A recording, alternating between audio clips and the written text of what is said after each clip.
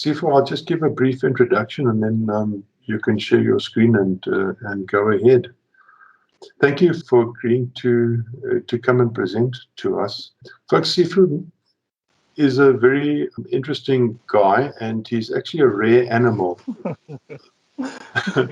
in South Africa because, for many years I wanted to know who was actually involved in the South Africa's IRPs, and I managed to identify, I think, one who was from UCT a while back, but the rest of them are somewhat of a mystery to me. So when I became aware that Sipho had worked on South Africa's IRP, I pleaded with him to please give us a presentation of the IRP as it stood and some of the background behind it. And I think it's particularly pertinent at this stage because of the outcomes of the IRP are starting to now come out. So Sipho is a principal researcher at the Energy Center at CSIR. He has a PhD and all other qualifications in maths and a few in physics too.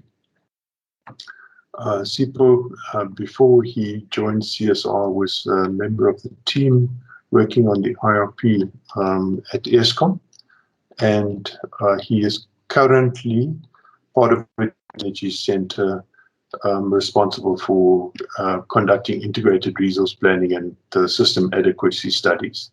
He also advises commercial clients on choice of least cost pathways accessible to them in the short and medium term horizon. Other interesting stuff about Dr. Mdhluli is that he served for 3 years as an international petroleum analyst at Sasol Oil. He's lectured at Wits University, so he's seen students as well. He's not just here for show. With that, I'll hand over to Dr. Mdhluli, and I hope, Sipho, in your presentation, you'll explain to us what LT optimization is actually. Yeah. Thank you. You're welcome to share your screen. Right, I've done so. Can you see my screen? Yes, Sipho, you're coming through loud and clear. Got good picture here. Okay. Please carry on. We've got about 14 minutes, if that's all right. Oh, is it? I'm going to try. And, okay. And then we can go to questions, but we are due to finish at 4 o'clock, so we must fit all into that. Thank you. For sure, absolutely understood. Now, I mean, in terms of the layout of my presentation, I'll just give a definition of an IRP and talk to you about how the IRP, the South African IRP, has been evolving over the years, and then talk you through the process of developing the IRP. And then I'll give some high-level modeling details. If you read the IRP 2019 report, I mean, in fact, if you read all of them, there are these terms that are constantly appearing, the constrained and the unconstrained base case. I'll be unpacking all of that, especially from the modeling point of view. And I'll also give you some background about how the policy adjusted plan is derived, which ultimately leads to the Section 34 Ministerial Determination. And then lastly, we'll talk about the independent transmission system and market operator, and then close off with some thoughts on the future iteration of the integrated resource planning. This has not been an easy presentation to put together. As Marcus explained, I was working for Eskom and I modeled the integrated resource plan on behalf of the Department of Mineral Resource, DMRE, and I left Eskom. When was that? I think August 2019. So I joined CSIR as recent as June 2020. So this was a bit of a challenge on my side because I'm now actually talking about the work that I've done while I was at Eskom, but I'm no longer at Eskom now. And I then actually contacted Eskom and the Department of Mineral Energy to actually ask them if they can just give me some blessings to just talk about some of the details that are not necessarily in the public space, the modeling details and how the plan is essentially derived. And of course, I have to be sensitive to the data that's that will not compromise Eskom in the public space, you know. So because I mean, there's some data that can be revealed to the public and some data that is not revealed to the public, which forms an input into the IRP.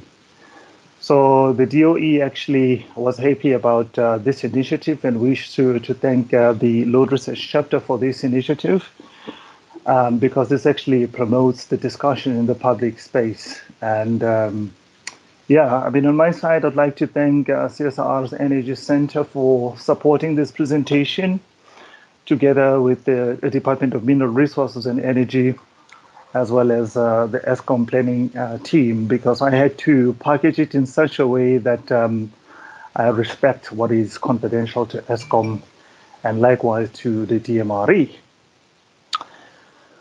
Right, what is an IRP? If you read the IRP 2019 report, you will find this definition. It says that the Integrated Resource Plan IRP is an electricity infrastructure development plan based on least cost electricity supply and demand balance, considering security of supply and environmental impacts.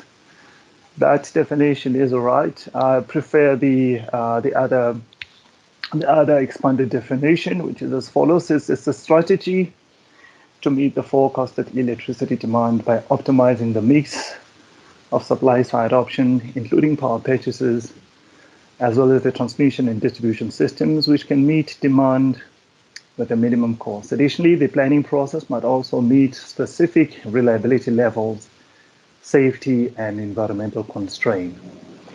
The IRP actually considers all of that. It's just that in the definition, it actually does not expand it to cover basically the body of the work that is actually undertaken in the development of the IRP.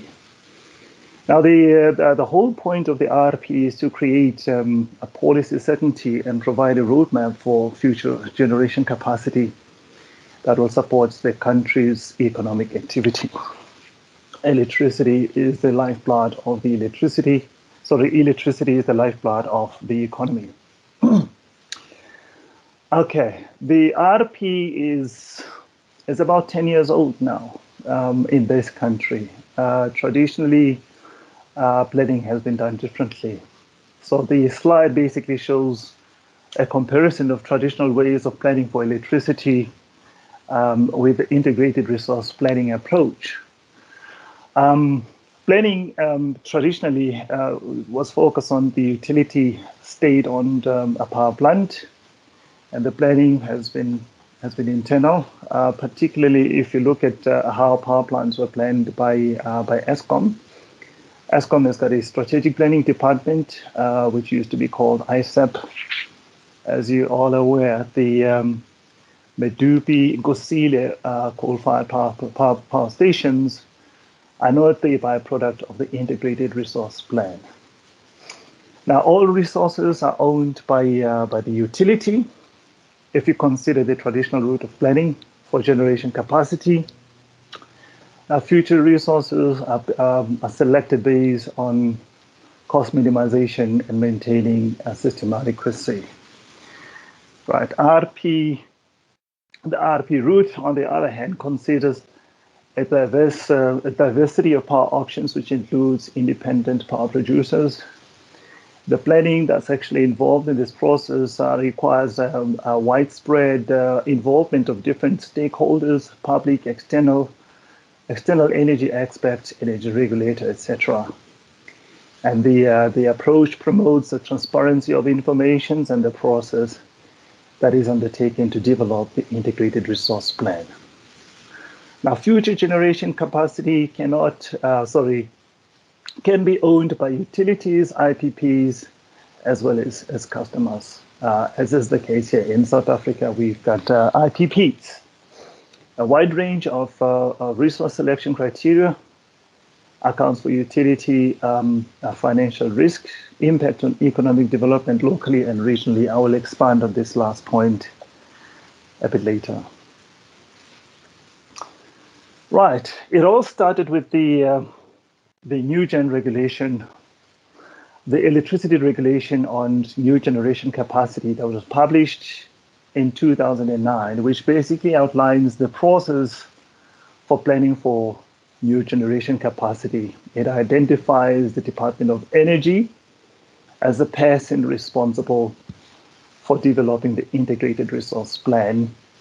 And the document says that the Department of Energy will conduct or plan for new generation capacity with the system operator. Specifically, the system operator is Eskom's energy planning, led by Kali Fabricius. And the IRP must be revised every 2 years. And then lastly, the IRP is not an end state in itself, but rather should fit into the broader IEP. I know different literature refers to the IEP, or rather use the acronym IEP to mean Integrated Electricity Plan, but in the South African context, it means Integrated Energy Plan, which considers all the energy carriers, transportation, refineries, biomass, all the energy carriers, and electricity is a subset of energy. It fits into that. That is the utopia for the country. I'll give some comments about where the IEP currently is at later on in the presentation. Now, the first complete IRP was the IRP 2010, or is the IRP 2010. I say first complete because it really is not really the first one. The first one was in 2019, but it wasn't meaningful enough. The IRP that was published in 2019 was submitted to the Department of Energy, and it was published. The publication of that IRP basically showed 3 years, which actually defeats the whole point, because the IRP, it's a long-term strategic document, not the short-term, medium-term strategic document. So the IRP 2010 one was the first complete IRP, which was long range if you look at the simulation horizon. What we then did there, we developed the IRP 2010 update. It was published in 2013. Nothing came of it. I think it was just there for information purposes. And I think this is the one publication that I find hard to get from the DOE's website. But it actually is part of the work that was done to update the IRP 2010, right? So there was no public consultation, no promulgation. So basically the Section 34 Ministerial Determination as per IRP 2010 continued going forward into the future. IRP 2016 saw another revision. The third iteration was published for comments, was not approved. It was later revised. Some assumptions were changed, published for comments again, and public comments were incorporated in the fifth iteration of the IRP, which is now approved and led to the revision of Section 34 Ministerial Determination. More about this a little bit later on. In terms of the process now, the process itself that was followed to develop the IRP 2019, again here, in terms of the assumptions, a cone of the demand forecast was considered, supply side as well as the demand side options, and we put all of those assumptions together with new option candidate to produce a plan. But that leads us to that bottom blocky there, as assumptions and preliminary base case, which was published for in December 2016, right? A round of public consultation was held in December 2016 to March 2017. Then there were comments that were submitted there that actually required that some of the parameters be revised, specifically the demand forecast, the capital costs that we use to model renewable energy, as well as the exchange rate. So that data now actually led us to the IRP 2019, again now with revised assumptions.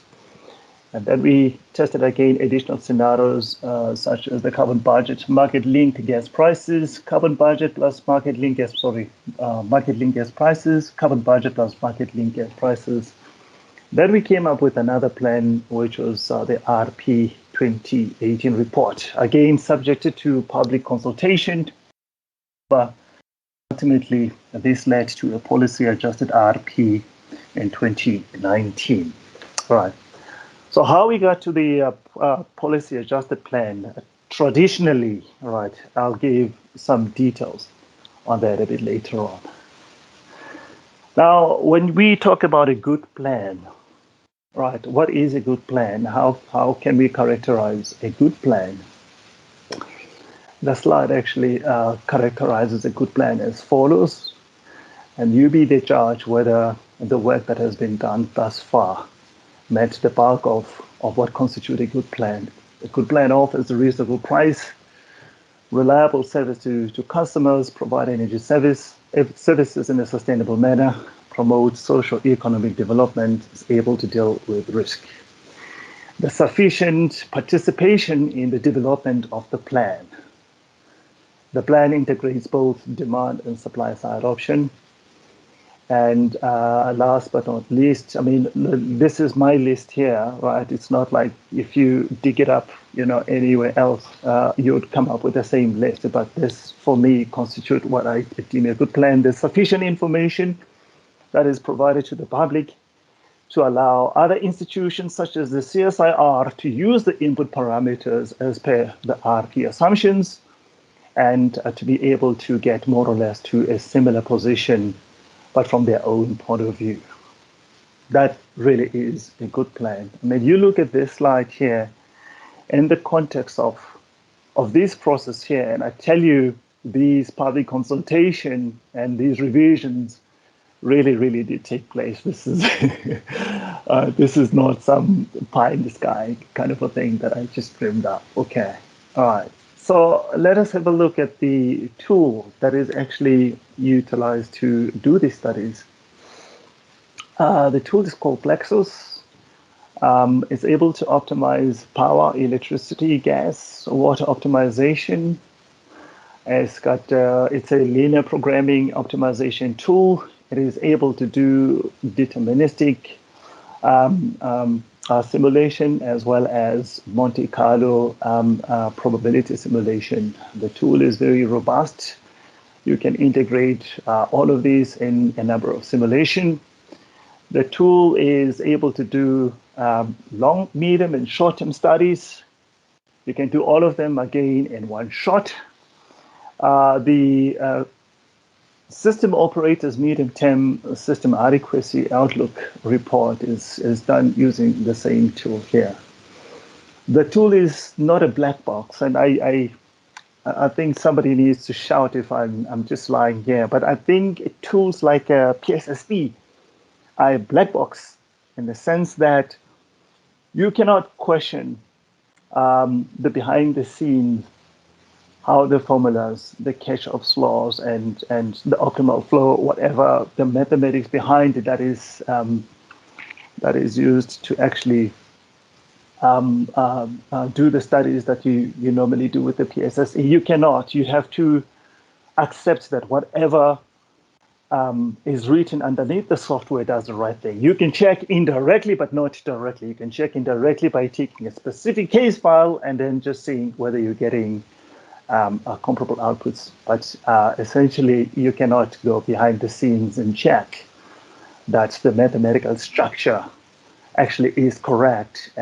Plexus is not like that. Plexus, you are able to go underneath Plexus and check if the linear programming formulation is correct. In fact, we have been doing a lot of that, and there's several instances where we spoke to a developer about errors in the mathematical formulation. So Plexus is not a black box.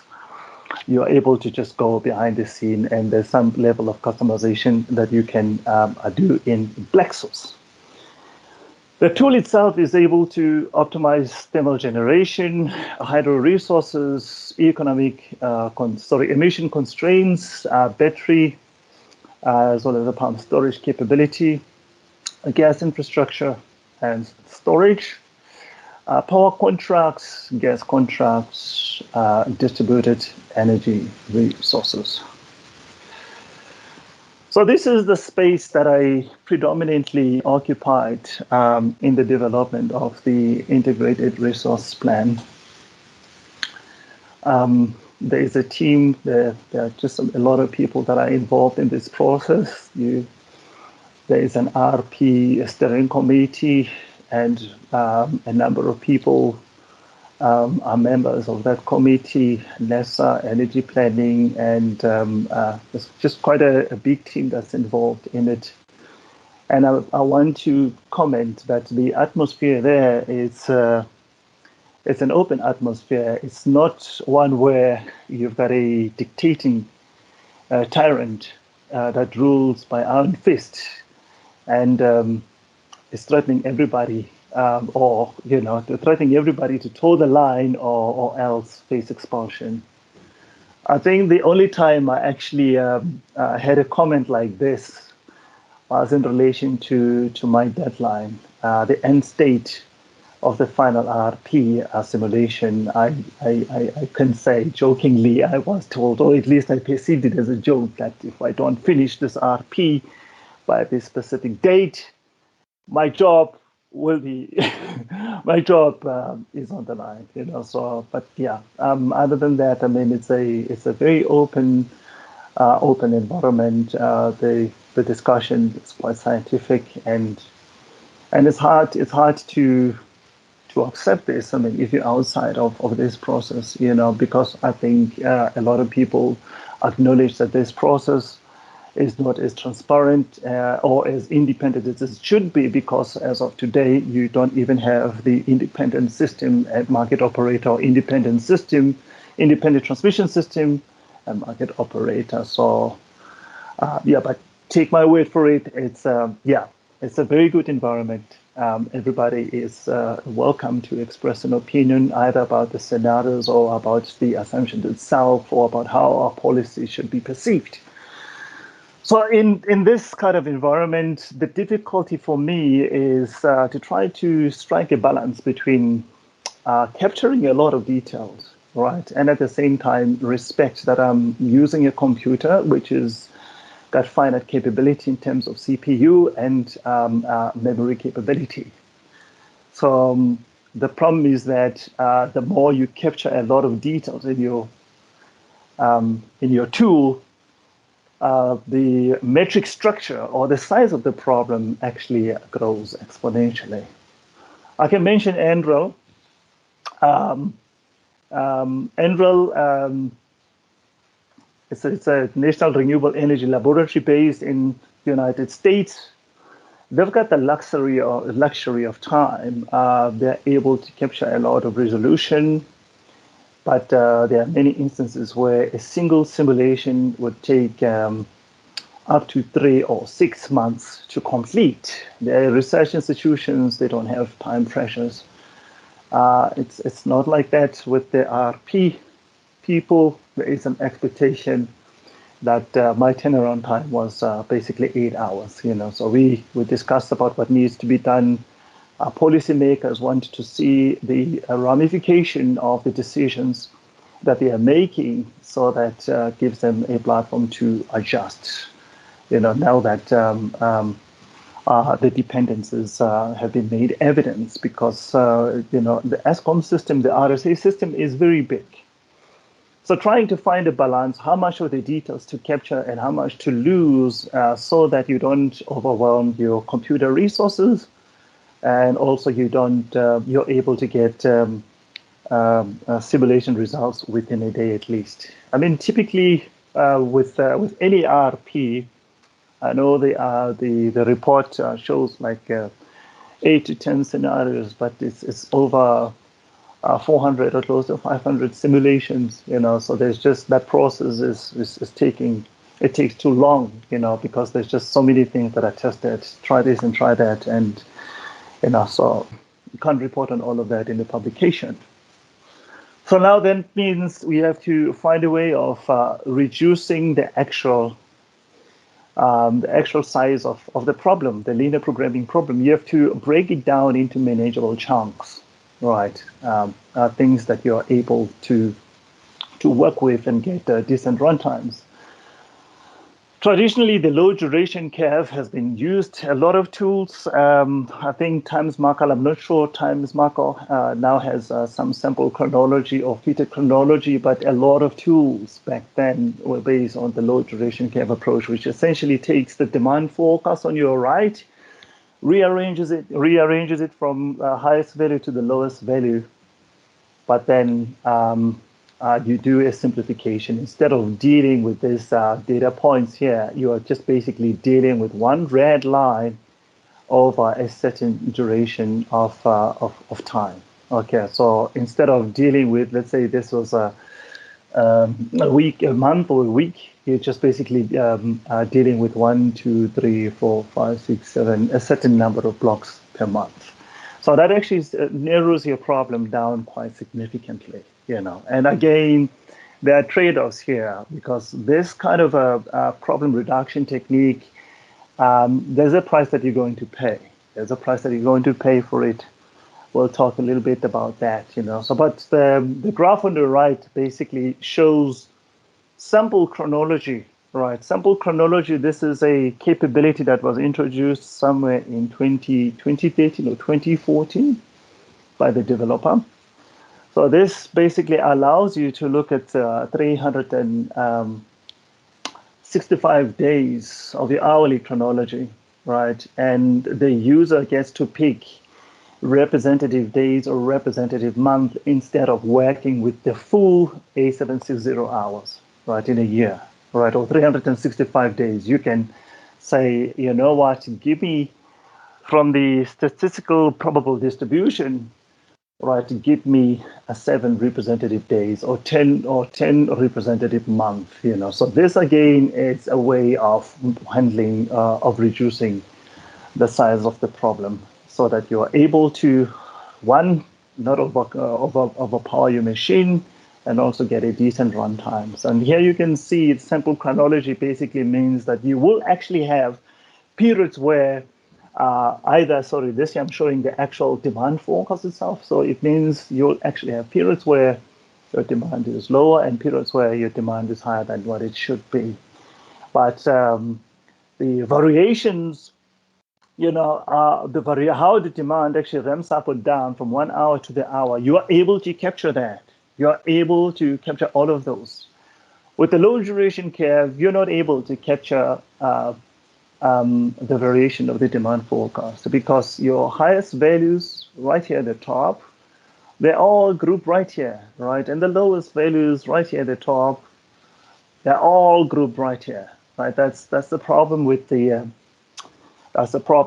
low duration curve approach. You are not able to capture the flexibility requirements in the low duration curve. So let's talk more about that. So if you choose one technique over the other, obviously there are some benefits and there are also some losses associated with each technique. I'll show you some of the results and some of the things, but at the time of doing the RP 2010 specifically, this capability was not available.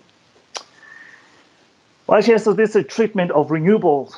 The treatment of renewables, the RP 2010 had renewables in it, right? The renewables that we have in the RP came from that. So now this slide here basically shows the impact of the low duration curve on the renewable production, on the representation of renewable production profile. It doesn't matter how many megawatts we're looking at here. The important thing is to look at the yellow. Yellow represents the actual profile. All right. The wind RP 2010 actually shows how this profile was translated, right? Based on this technique, right? This simplification, as I mentioned earlier, the RP 2010 only had this and not that, only from 2013. So these are the distortions that you get as a result of trying to simplify your problem, right? Because the data input in the RP is hourly for the demand forecasts and is also hourly for all your renewables.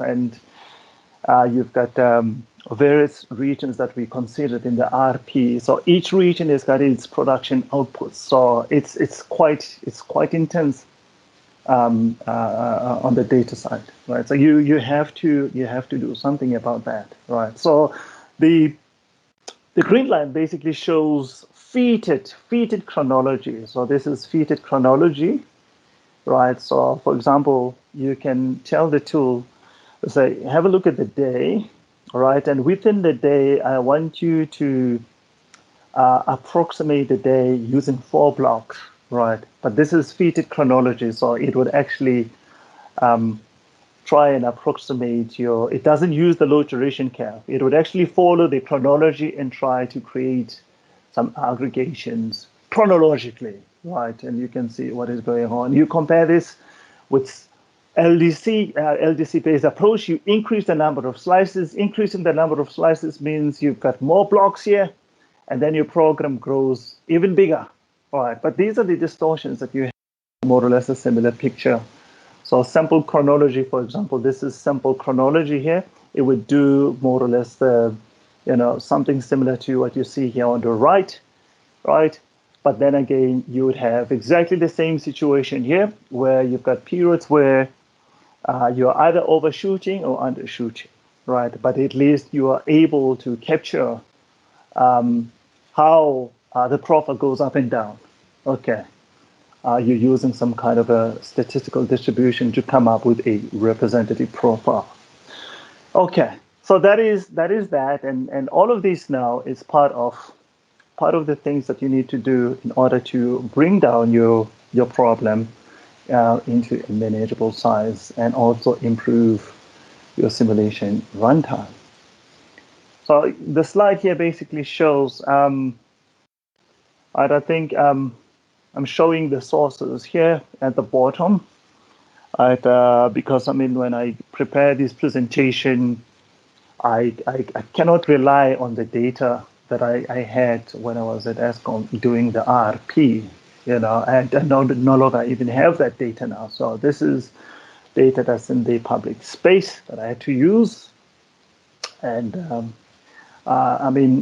since joining CSIR, I have not been able to do something similar to what I have done while I was at Eskom. But my colleagues, Dr. Gerard Wright and Joanne Callis, have done lots of studies in this space. So, and you have seen their presentation. You can watch YouTube's. You search on YouTube's, and you'll see their videos. And you can also Google the internet. There, you can see quite a lot of CSR studies. So, but at least I'm able to give you this insight based on the sources that are in the public space. So this is part of the presentation I gave at Singapore's Plexus User Group in 2013. Right? It shows 2019 here, but remember, IRP space, you are able to project things into the future. But anyway, coming back to this slide, problem size and computation now. So this is the LDC. Compare the LDC load duration curve, right, which is this load duration curve, sample chronology. So this is the size of the metric or the size of the problem, if you like. Okay, I'm not going to talk too much about this at this forum.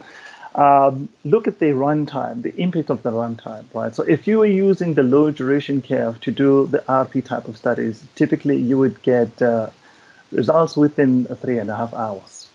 If you had to move now from the load duration curve to sample chronology, look at what happens to your runtime. You move from 3 hours to 80.5 hours, right?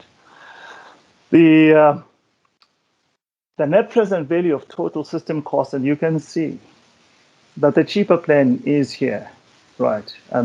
This is cheaper than that, right? But like I'm saying, there are trade-offs here. This actually marks an improvement, but there's just significant impacts on the runtime here. So that basically means, okay, great, this is a good starting point. So, but we now have to fine-tune these things, because there is no way you can do the RP and people are waiting for you for a 40 hours so that you can tell them about the results of a single simulation. That's just not feasible. Okay, so this I was able to do when I wasn't too busy, and presented this at the Singapore Plexus user group. This actually has an impact on the capacity expansion plan, right? And this slide basically shows the differences between the plan, right? So don't worry about the options here, because this is old stuff, right? It talks about Pumbandako, ACB North, and Mamabola, you know. So you can see that this is ancient. Is talking to the days of the RP 2010, just around that vicinity when the RP was, looking at these options here. But I mean, if you look at the capacity expansion plan here, you can see the portfolio of plants that you get differs here. All right, it differs here, and it talks to the fact that I mentioned, that a flexibility you're able to capture here. You're able to improve your flexibility requirement into the optimization or as the load duration curve. You can't do that. All right, so you can see, right here, purple one here, it's the CCGT here, and this one here is what? It's the open cycle gas turbine. So you're building a lot of open cycle gas turbines in this scenario here, and you're building a lot of CCGT plants here. So that you can see in the early years, you can see the pattern looks different. I mean, obviously, the numbers are not worlds apart, but the bottom line is that which algorithm you are invoking actually has an impact on the capacity expansion plan, right? And it is important to find the right combination, because the role that's played by a CCGT plant and an open cycle gas turbine plant, you cannot lump those together and then say gas is gas. No. That's just nonsense. That's just those plants, the operation regime is completely different, right? And even the levelized cost of electricity for these options is important to get the right portfolio of options that actually speaks to the flexibility requirements and the mid-merit requirement, the baseload requirement in the optimization. So that's really is a space that we're concerned with, right? I'm still talking about the problem reduction in the RP. The RP 2010 was developed using the low duration curve approach, right? This is the low duration curve approach. I've been showing you blocks, those red blocks there. This is it here. So basically, everything here, your supply, your demand side options are basically filling these portions here. You've got the first block going here, the second block going here, and the balance going into this space here. The balance, these are just the demand side load management option. Demand side options or demand response options are basically meeting the demand according to these blocks here. And the supply side options, you're getting the base load filling this, and the mid-merit option filling that, and the peaking option filling that. And that basically is the overall optimization, right? And I think we have discussed, I've showed you the impact of the LDC. This approach was improved from the RP 2010 update. The sooner this capability was introduced into the tool, we started tapping into it, and planners to this day are still improving the fidelity of modeling renewable generation, and it's no longer based on the RP low duration curve approach, right? And I tell you now, if you're not using some form of chronology, there is no way you can come closer to sample chronology unless you significantly increase your low duration your load slices, right? Let's say this was a day got 24 hours. You can improve this by saying I want 24 blocks per day. So which basically means every hour is a block. And basically, you have not really reduced this problem here. You're dealing with actual chronology. There is no way, I think that's what I'm trying to emphasize. There is no way, there's no coming closer to IRP results if you are not dealing with some form of chronology, right? Either fitted or simple chronology or even full chronology that has impact on the optimization space. On the handling of planned outages now. So again, I don't have data now. Like I said, I can't even use the data I had, while I was at Eskom. So I just made it up. So it's the shape of the demand profile as shown above here. I'm just showing seasonal variation, right, in terms of the magnitude here, right? So demand is low in the summer month and it's high in the winter month. Yeah. All right. So this profile here is actually used to plan for outages. So we typically do a lot of plane maintenances in January, February, and also in the November, December period, and less here, right? So, which basically means these ones here. So the system is particularly vulnerable to load shedding here because a lot of our plants cannot be brought back online; they are out for planned service, right? So if we're experiencing a lot of load shedding here, when we've got most of our power plants here, so it doesn't make the summer outlook really good. So anyway, the important thing about the regularity of this demand profile, right, or the shape of the demand is that based on this shape, the predictability of it, you're able to plan your maintenances. Now, with higher penetrations of renewable now, specifically wind now, so this will then lead to what we call the residual load. The residual load, if you've got a higher penetration of wind, this is going to cause a lot of problem now because it basically means the residual loads, the predictability of the residual loads is a problem now, So you cannot really say, the residual load is higher here or there because the energy from the wind generator is probabilistic. Okay, it's quite variable, or it's not so predictable as the wind, for example. Right. So this is one of the things that ought to be investigated, especially if you look at the 2010-2030 window, where we are going to be shutting down quite a lot, close to 10,000. Okay, I need to push now, right? Okay. Unplanned outages are convolved with demand using effective load approach. The reserve margin, which is an output of the RP, which is an output of a convolution runs, feed into the unconvolved run. So the convolution basically takes your unplanned outages and scales up your demand so that not only are you building capacity to meet your demand profile, but also to cater for unplanned outages. That's the long and short of it, right? So the fact that we've got some reserve constraint in the RP basically means that we need to talk about a firm capacity. Wind firm capacity can broadly be defined as the amount of firm generation capacity that can be replaced with wind generation capacity while maintaining the existing level of security supply. So this is done for the RP 2019. It's not, but this graph here basically is from the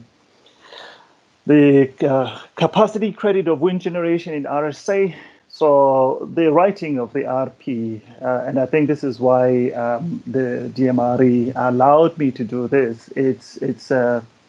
It's not for a technical audience, and so at least let's just get the discussion going on this space so we learn from each other. Not that what is done is perfect or whoever else does something different is also perfect, but at least let's just engage scientifically and learn from each other. So this is quite an important thing as planners, right? Even though I'm outside of Eskom, I mean, this is something I still want to know about because I'm essentially a modeler of electricity plant, right?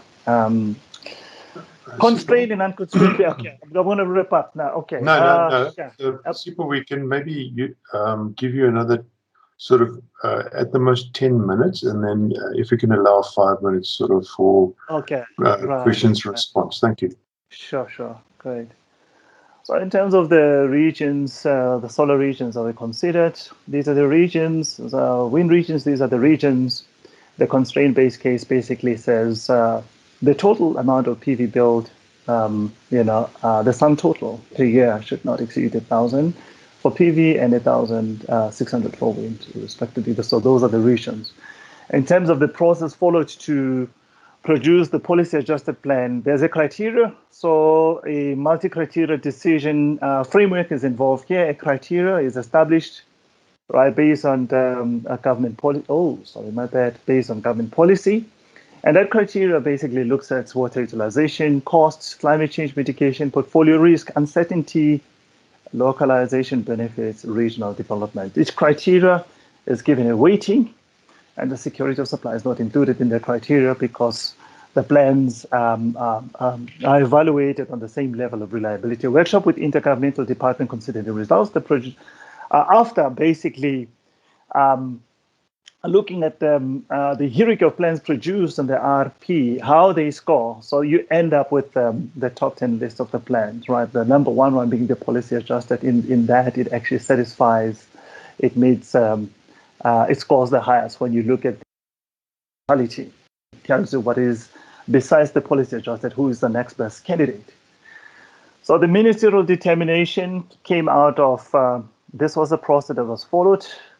And I mean, if you look, obviously, not all of this was implemented, but a significant amount of wind and PV was brought online here. So, I mean, the DOE has done significantly well here. So this is the revision, right? I'm not aware, I want to emphasize, I am not aware of the similar process being followed in the RP 2019. That basically scores this plan as the number one plan based on the multi-criteria decision framework criterion or process. Basically, I just talked to you about.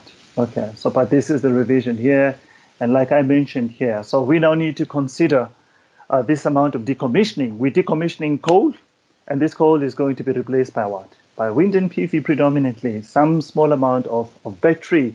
So we need to now be engaging in the public space, quite rigorously as we have been doing regarding generation capacity. I mean, the DOE has been taking a lot of criticism, and those were welcomed, saying, no, this is not the least cost plan, this is the least cost plan, etc., etc. But what we now need to assess system stability in the light of what is actually happening here. Is this actually going to what's going to happen to your system in Asia when you replace this with this amount of wind and PV? What then happens to your reserves that you were getting from this, right? Your ancillary services that you were getting from this, you're replacing them with this. What then, what's your rock off looking like now? What about network stability, voltage support? Have you got adequate? So we need to, this is a challenge, and if you already are doing this, just accept my apology in advance. But I also am of the view that we talk quite significantly about generation capacity, but not so much about this space here, because this is really a serious thing to consider. Amendments of the ERA, basically municipalities are now allowed to develop or buy power storage in line with the RP. So you still have to go back to the minister, right, to get your allocation, and then to NERSA for licensing. Now, so the status of future RP is something that I'm hoping will be verified. What does that actually mean? The future iteration of the RP would merely be indicative that municipalities can do their RP and motivate for new generation capacity or storage accordingly. Transmission system operator. Okay, so this is an Eskom presentation. So this is the value that will be brought on by the independent transmission system and market operator. So this is the presentation that Andre de Roodt gave on the 15th of September. It will basically deal with the perceived bias, right? I mean, even with the RP 2019, I mean, some people are still of the view that this is done internally at Eskom with the DOE. Perhaps maybe there's some bias that's involved in the process, but this actually would help to basically deal with the perceived bias, if there's any at all. Right, the Eskom's divisionalization process, the company is now broken into generation, transmission, and distribution, and these are the timelines, and this is basically in aid of frustrating this this process because there are already plans underway to set up the independent transmission system and market operator. Afterthoughts on the establishment, afterthoughts on future RP or IEP. The establishment of ISMO is required as soon as possible. And in-depth study, I mean, this is something I wish we had done, or our future planners, I hope that this is something that's going to be taken into consideration. In-depth study of electricity conservation potential in RSA, because the emphasis has largely been on the supply side. And I think when you compare the costs associated with demand side options, those options are way cheaper compared to your supply side options, and the lead times are also much sooner than your supply side option. This is something I hope that in-depth studies that basically can quantify the potential electricity savings that can be derived from that. Some work was done. Again, there's a publication on the internet, was a joint venture with NREL, resource play. I know the likes of Jana, Moonlight, and Bata at Eskom that already they're working on this data, and there's some movement in this space. And so the RP needs to say something about location, not just capacity. Just say capacity where, in this location, and co-optimization of generation capacity and transmission as well. Should be dynamic. The future plans should be dynamic and talk to different economic conditions, because if you look at the plan right now, you just basically see a snapshot. This plan is linked to a specific demand profile, a specific EAF. It would be great to look at something that tracks different parameters, especially the key ones, the demand forecast, the plant EAF, the capital cost of certain options, a plan that basically is able to navigate and track those levers and saying, the EAF is actually moving to this. Let's just now adapt from this as opposed to having that static plan. The country does not have an official IEP plan or a gas utilization master plan. Like I mentioned earlier, the RP was never meant to be an end state in itself. It was supposed to fit into the IEP, Integrated Energy Plan, and there is not much movement in that space. Right. But I mean, overall, it is my belief that there has been lots of transparency around the RP process, and there's a significant amount of value that has been derived, right, by adopting the RP route in South Africa, despite the criticism about this is right or not wrong, but there is value that has been created here. Thank you. I think, yeah, sure. Yeah, thank you. It's very interesting to me to see or have an interaction with someone that's handled such a almost a degree of complexity. I think you are not normal on the engineering sphere. Yeah. I think let's turn this over to the floor. I've got a great amount of respect for this process and what you've done. Let's turn it over to the floor for any questions. Please go ahead, guys on the floor. Okay, Tristan has a question for you. Go ahead, Tristan. Yeah, hi. So you spoke quite a lot about a lot of the simulations that you had to do when looking at all the different scenarios. And you obviously, time was quite a massive constraint. And so I'm not very familiar with Plexus, but are these sort of simulations not parallelizable? Are you not able to make use of more machines to reduce the amount of time it takes to do these simulations to get answers quicker? Yeah, I think parallel simulations, you can do that. You can do that, but still the problem size, it actually depends on how you reduce it, So we played around with quite a few things. that unfortunately are not published. So we look at parallel optimization, tracking the simulation write times, and we also looked at split optimization. Split optimization, what is the impact of splitting the 2020 to 2050 horizon into 2 pieces or even 3 pieces and doing the block optimization. And we found that's the nature of the RP, especially when you look at the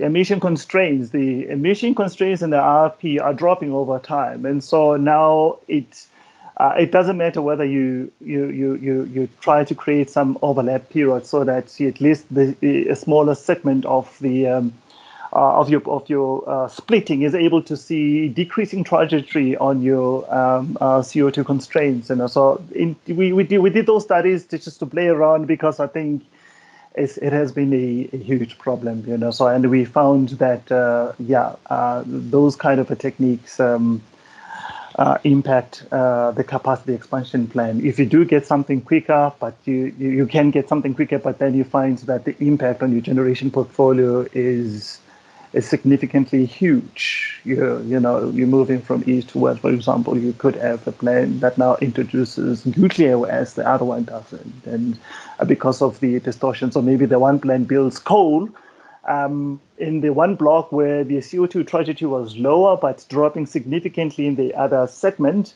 And then that coal now is running at a higher load factor for the first 3-4 years. But then the moment the steep reduction in your emission kicks in your next block, you find that the load factor. So we played around. I mean, the planners at Eskom, really before the RP is undertaken, there are these kind of investigations, how we deal with this, how do we improve model resolution and cut down on simulation times. So there is a robust process that goes on behind the scene before the RP is actually undertaken. So I think there's quite a significant amount of research, unfortunately not in the public space, but there is, I can testify to that. Thanks, Sipho. Any other questions, any further questions from the audience? Mark has a question from myself. Go ahead, Lloyd. All right, thank you. Thank you, Sipho, for a very informative and very interesting presentation. And I think indeed, to some of us, it has opened our eyes in terms of the IRP. I just have a question, Sipho. When you look at the historic issues of our country, issues such as access to electricity, where even when you look at what's happening currently with the informal settlements, the setup of townships, there are still issues with electricity. Affordability is one of the issues there.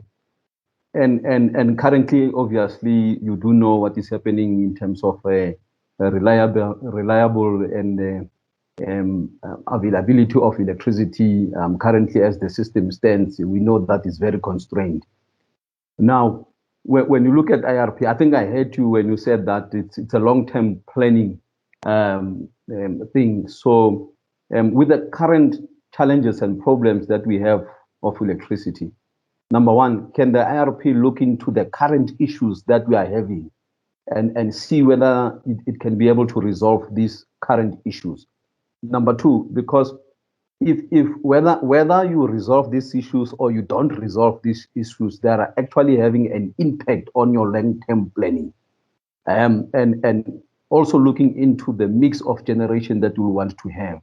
So if you don't solve the current issues, it will be difficult for you to actually plan for the future, because some of these will keep on being historic issues. Even after 20 years, 30 years, we'll still be talking about the historic issues of 2020.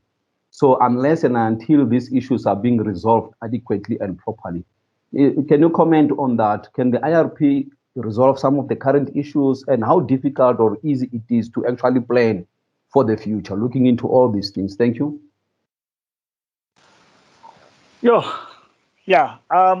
To some extent, the RP is able to deal with some of the current issues. For example, I showed a snapshot of this, right? But if you look at table 5, below there, table 5 actually talks about the 2,000 megawatts that's actually required. the 2,000 megawatts that's actually required to actually stabilize the system, right? But basically the IRP by very nature being long term, it's not necessarily adequate to deal with the current issues. That should be dealt with by the system operators' publications. That publication I talked about, the medium-term system adequacy outlook. And I think part of the problem with the medium-term system adequacy outlook, not that the study itself is wrong, but for many years, the medium-term system adequacy outlook has been talking about there are capacity shortfalls, right? There are capacity shortfalls, and in order to mitigate against load shedding, we need to bring in a base load mid-merit and peaking, or alternatively invest in measures to improve the EAF. So I don't think it is my view that there has not been a significant movement in that space, because I mean the RP it's the thing that people are sort of fixated at and saying, what, we need to bid for this and this and that, But I think based on the publication that talked about the short term, the next 3 to 4 years, because there was a 2,000 that was in the report.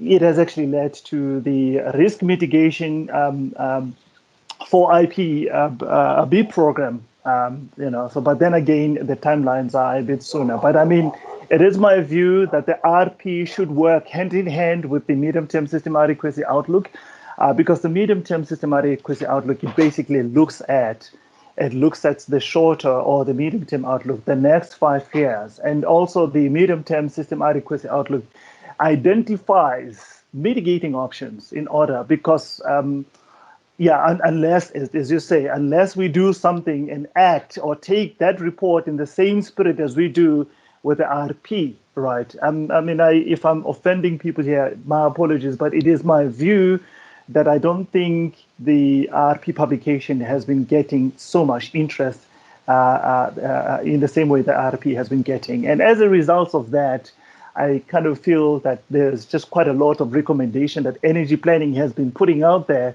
that has not really reached the right people to actually mitigate it, either in the form of improving EAF, making firm commitments, because until you correct that now, the RP, your next iteration, if you don't deal with it, you end up with power plants, are not able to do maintenances, and the EAF continue to deteriorate, and the cone of uncertainty that's covered in the RP is not adequately able to deal with those dynamics, because it actually doesn't, those medium-term issues are not appropriately addressed, So that is what I feel is the problem. And I think the excitement that we get with the publication of the RP, it is my hope that we get the similar type of excitement, and the bid process and everybody bidding and look at not only the generations supply side options, but also the demand side options, and see how can we actually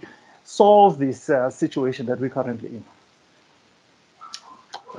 Sipho, thank you very much. Just one last question. What was obviously the complexity that you have changes the answer, and that is particularly in relation to the imports and exports around the borders of South Africa. What was your approach there with the modeling of the imports and exports? Did you stop one country away, or did you go a bit further? The supply side options are incorporated in the RP, so I think in the document it's explicit what is assumed in the form of impact and also the demand assumptions also accounts for the modeling of the imports, so that is incorporated in the RP, and the assumptions are detailed in the report. That's the one cross-border options that we had. Historically, we had quite a lot of options shown there. I think the likes of Mamabola, the Roboma gas basin, but all of those are accounted for in the RP energy from them. The Inga, there's a hydro option here. I think this the 2,500 2,500 megawatts is accounted for as the cost actually reflects, the cost assumption reflects the infrastructure, the transmission infrastructure that you'd need to actually pull the power out. Because, you know, the DOE, or rather the DMRE, still has regionalization as one of their criteria, so as one of the things that need to be considered in the IRP. Okay, thank you, Sipho. We really appreciate the presentation that you've given us today. As somebody that's been involved very deeply in it, so many thanks from our side, and we hope to see you at some future. If you're still amenable to entertaining us. For sure. That's good. So a very big thank you from the Load Research Chapter side. It's much appreciated. Sure. Yeah. Thanks a lot for your input. Thank you for the opportunity. Thanks everybody for tuning in. Bye. Thank you. Cheers.